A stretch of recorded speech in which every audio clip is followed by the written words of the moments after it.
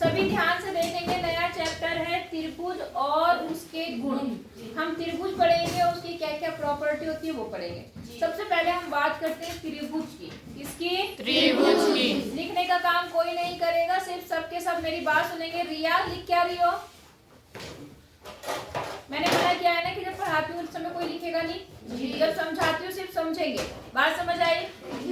सबसे पहले बात करते हैं त्रिभुज। त्रिभुज क्या होता है? हम ऐसे, अगर आपसे कोई पूछे त्रिभुज क्या होता है तो आप बोलेंगे तीन भुजाओं से घिरी आकृति को त्रिभुज कहते हैं। कितनी भुजाओं से? तीन आकृति, है ना? तीन भुजाएं ले ली आपने, तीन लाइन थी, ऐसे ऐसे ऐसे मैंने इनको मिला दिया, 1 2 और 3 घेर दिया इसको मैंने। तो ये जो आकृति बनी इसको क्या बोलते हैं हम लोग? क्या बोलते हैं? त्रिभुज बोलते हैं। क्या बोलते हैं? त्रिभुज। त्रि मतलब तीन और भुज मतलब भुजा। जिसकी तीन भुजा होती है उसे हम त्रिभुज कहते हैं। और त्रिभुज में तीन भुजाओं के साथ साथ देखो एक भुजा, तो ये नाम कैसे देते हैं इनके, ये भी सुन लो। ABC। अगर इसका त्रिभुज का तो नाम ABC है। त्रिभुज का नाम क्या है? ABC। और अगर भुजा की बात करें तो अगर इस भुजा की बात करें तो इसका नाम क्या होगा? AB। क्या होगा? AB। अगर इस लाइन की बात करें तो इसका AC। इसका नाम BC। समझ आया? और भुजाएं जैसे तीन होती हैं वैसे तीन कोण भी होते हैं। क्या होते हैं? तीन कोण। तीन कोण होते हैं। तो ये है कोण A, ये है कोण B, ये है कोण C। कोई दिक्कत? No ma'am. त्रिभुज में कितनी भुजाएं होती हैं? तीन। कितने कोण होते हैं? तीन। ठीक है। अब भुजाओं के आधार पर और कोणों के आधार पर त्रिभुज तीन तीन भागों में बटे होते हैं। बात समझ आई? पहले हम देखते हैं कि भुजाओं के आधार पर त्रिभुज। किसके आधार पर? भुजाओं के आधार पर त्रिभुज। हाँ, भुजाओं के आधार पे अगर आपको त्रिभुज बताना है, भुजाओं के आधार पर त्रिभुज, आधार पर, समझ गए? मतलब भुजाओं के आधार पे मतलब भुजा के आधार पे त्रिभुज किस प्रकार का है हम बताएंगे। अगर कोई ऐसा त्रिभुज है जिसकी तीन भुजाएं बराबर हैं, तीनों भुजाएं क्या है? बराबर। तीनों भुजाएं बराबर, ऐसे त्रिभुज को क्या बोलेंगे? कोई बता सकता है? हाँ, आवाज आ रही कहीं से? जिसकी तीनों भुजाएं बराबर होती हैं ऐसे त्रिभुज को क्या बोलते हैं? आपको हॉलीडे होमवर्क में भी दिया गया था।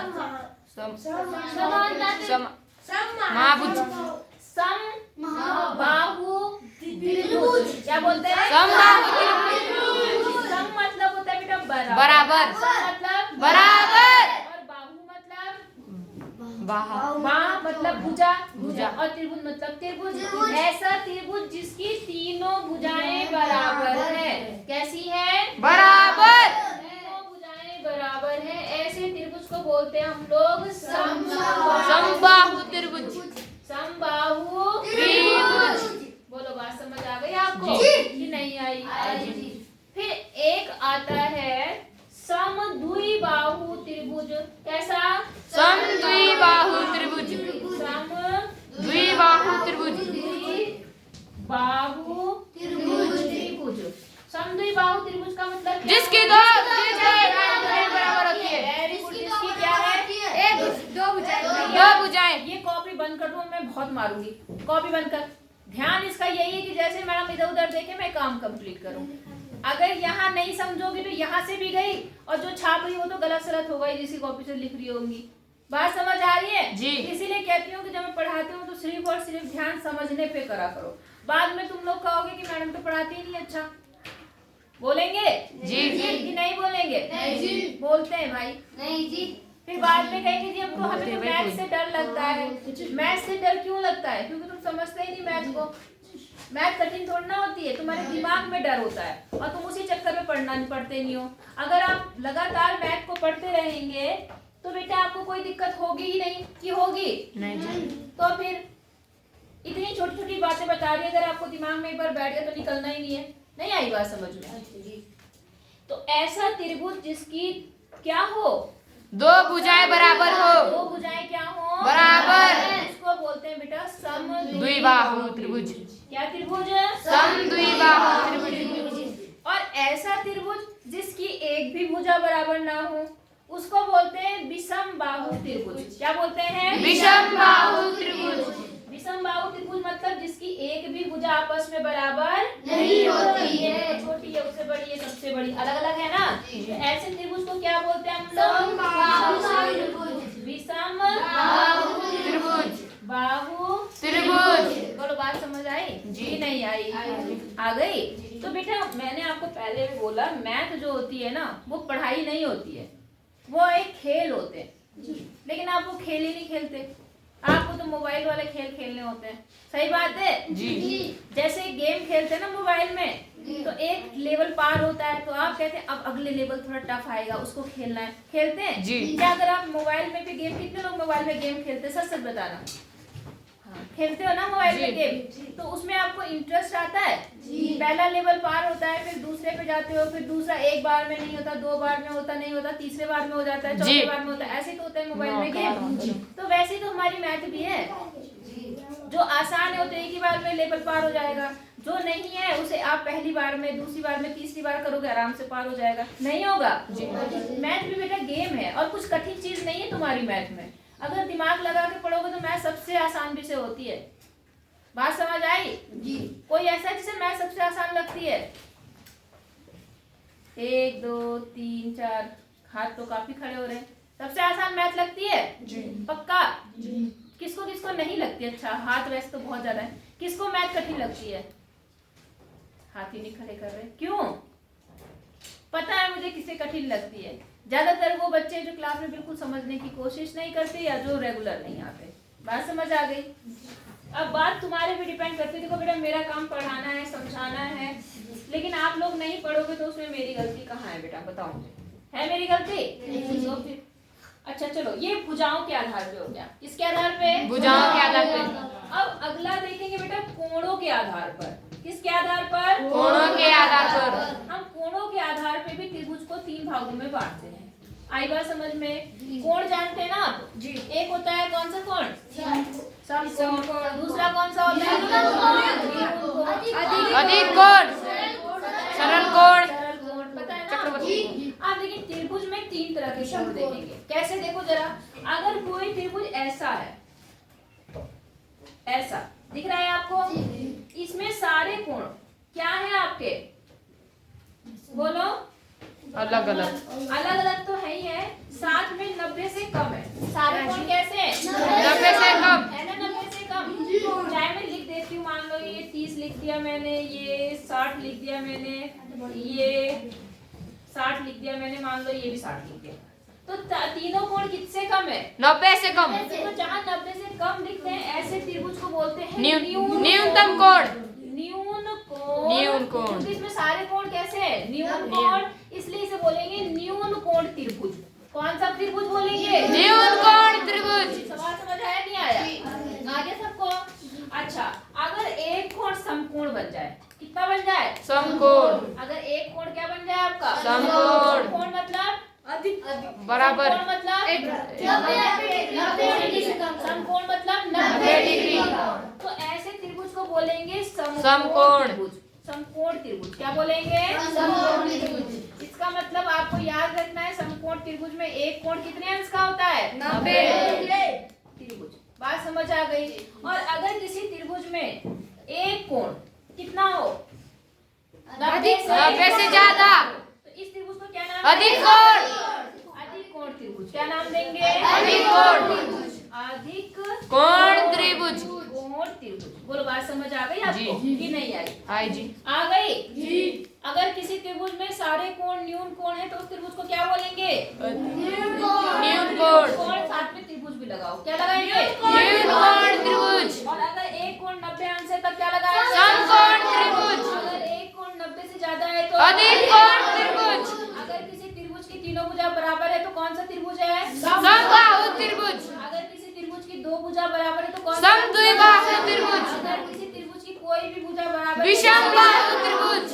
समझ आ गया? Yes ma'am. नहीं आया? जी। सबको आ गया? जी। पक्का? जी। अच्छा, यहाँ तो आपको समझ आ गया। कोई दिक्कत है आता है तो? अब आ जाओ आप। देखो यहाँ पर आपके पास में प्रयास कीजिए 98 पेज नंबर पे है। देखो सबको दिख गया ये 98 पेज नंबर? जी। प्रयास कीजिए, दिख रहा है सबको? जी। Page number 98।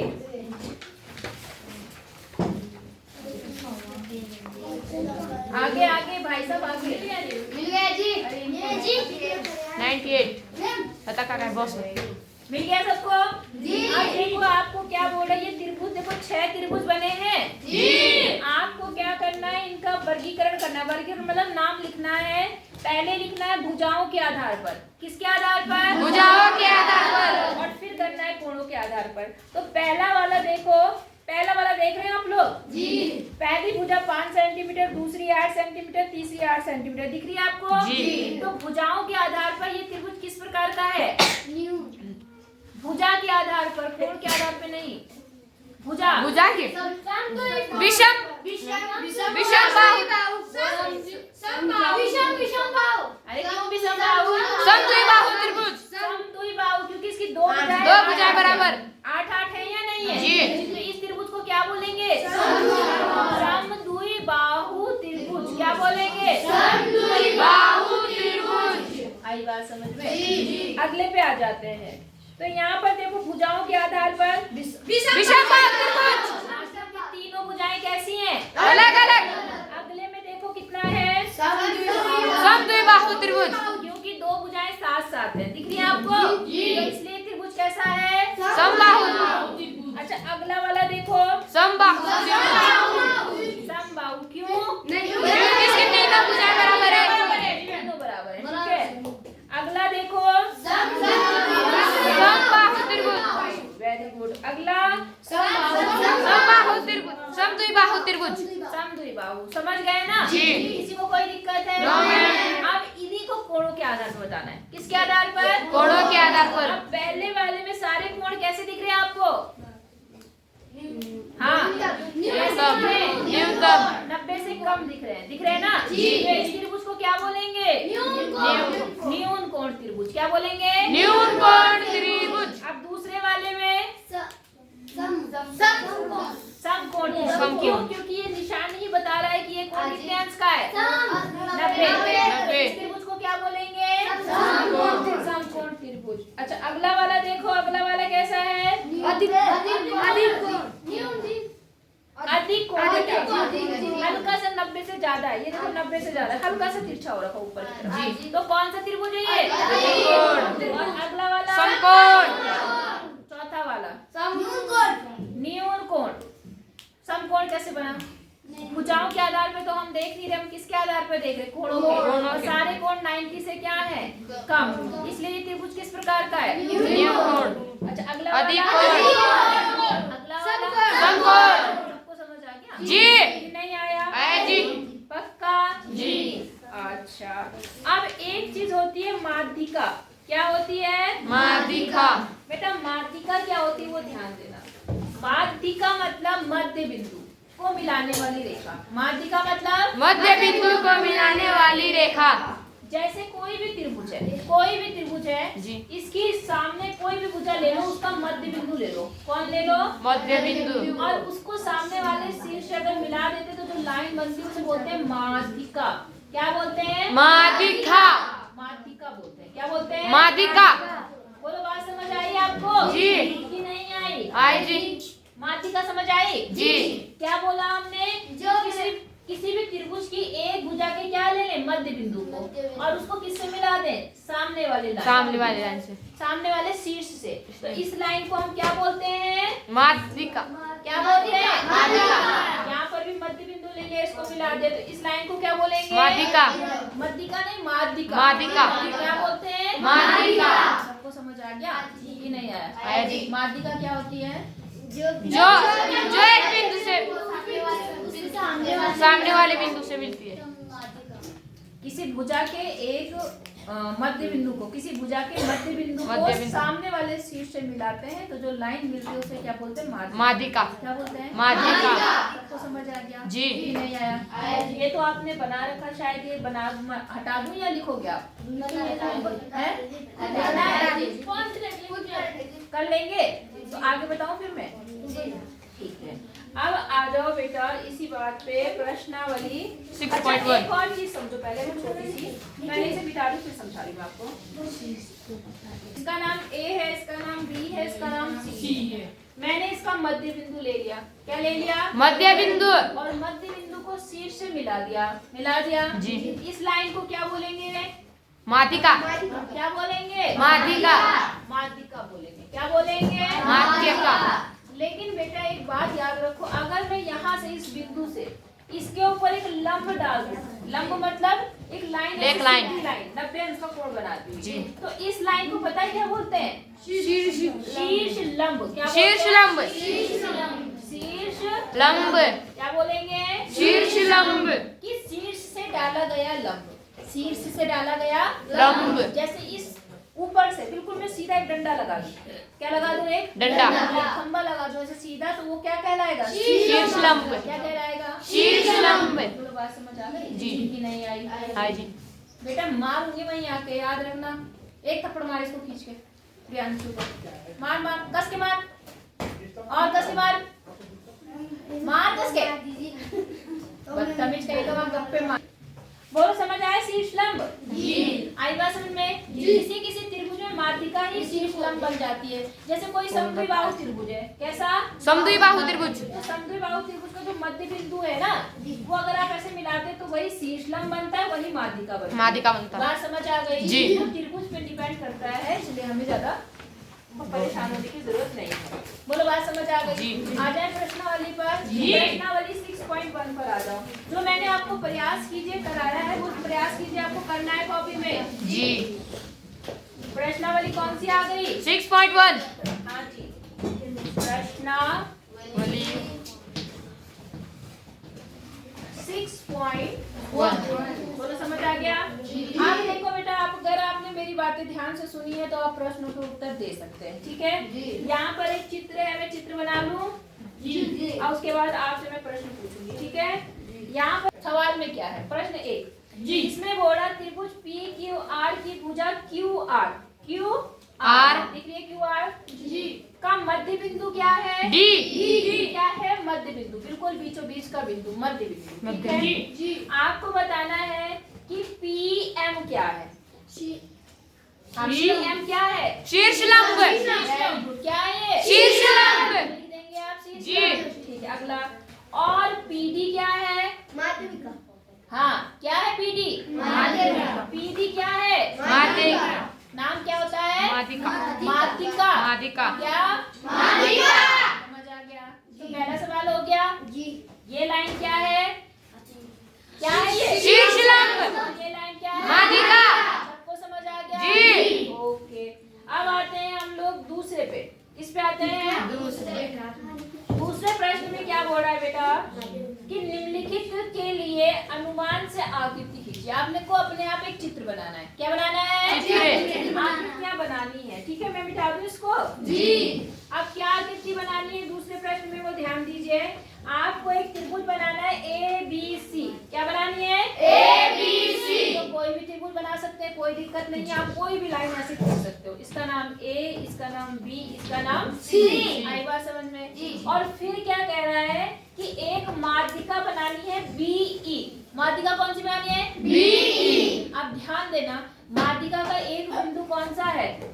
B। तो इसका मतलब माध्यिका किधर से खींचेगी? B से। हाँ, अब आपको माध्यिका खींचनी है तो आपको कौन सी लाइन का मध्य बिंदु लेना पड़ेगा? B वाली।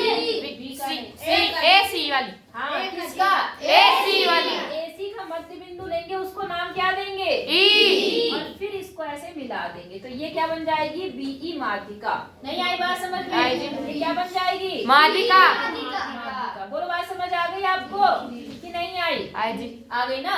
बना लेंगे ऐसे। अगला देखो, एक त्रिभुज लेना है PQR। क्या लेना है? PQR। PQR। और इसमें क्या खींचना है? PQ। क्या खींचना है? PQ। तथा PR के शीर्ष लंब, मतलब PQ का शीर्ष लंब खींचना है और PR का भी शीर्ष लंब खींचना है। तो देखो PQ का शीर्ष लंब कहाँ से खींचेगा? PQ P के पास। PQ पे शीर्ष लंब बनाना है तो वो शीर्ष लंब कहाँ से खींचेगा? R से। कहाँ से खींचेगा? पे ऐसे सीधी लाइन खींचना है जो 90 डिग्री बनाए। बात समझ आ गई? और दूसरी लाइन कौन सी है? PR। कौन सी है? PR। इस पे भी शीर्ष लंब खींचना है, तो वो कहाँ से खींचेगा? शीर्ष से। इसका शीर्ष कौन सा होगा? Q। तो Q से ऐसे। बात समझ आ गई आपको कि नहीं आई? पक्का आई? जी। कोई दिक्कत? No ma'am. अच्छा, एक और आ गया। फिर से आपको एक त्रिभुज लेना है XYZ। कौन सा त्रिभुज लेना है? XYZ। XYZ। अब क्या बोल रहा है?